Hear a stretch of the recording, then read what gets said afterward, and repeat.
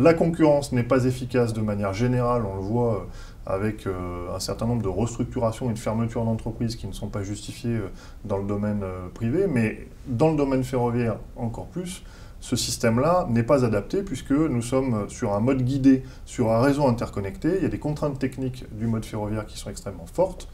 Et donc la concurrence, la multiplication des acteurs amènerait à une complexification du système. Par exemple, la gestion des correspondances, pour ne citer que cet exemple-là, serait extraordinairement complexifiée et probablement on perdrait en qualité si on avait une multiplication des acteurs.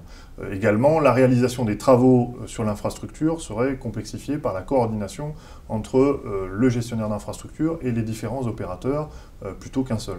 Donc ce système n'est pas efficace et on le voit à travers deux exemples. Le premier exemple, c'est l'exemple anglais.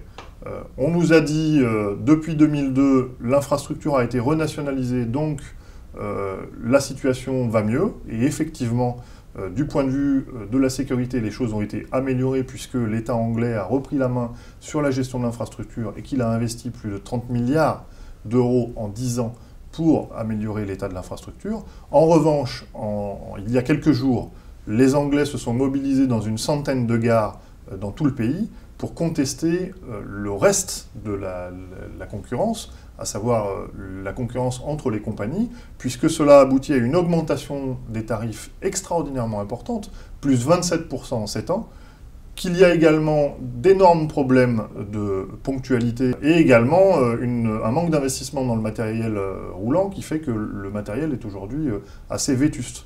Et donc les Anglais se prononcent au travers des sondages à 58% pour une renationalisation complète du système. C'est un exemple assez parlant de l'inefficacité de l'ouverture à la concurrence. Et puis en France, nous avons la situation du fret ferroviaire, du transport de marchandises, dans laquelle l'ouverture à la concurrence a amené à un effondrement des trafics, toutes compagnies confondues, puisque nous avons divisé par 2 depuis 2000 les volumes transportés par fer. Le tout étant reporté évidemment sur la route.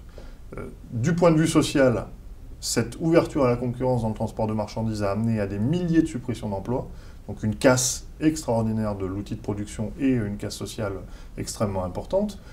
Et du point de vue financier, c'est une gabegie puisque les déficits cumulés de toutes les entreprises ferroviaires réunies représentent environ 7,5 milliards qui ont été gaspillés, brûlés, pour arriver à ce résultat de baisse de trafic. Voilà, la concurrence n'est pas efficace de manière générale et dans le transport ferroviaire en particulier.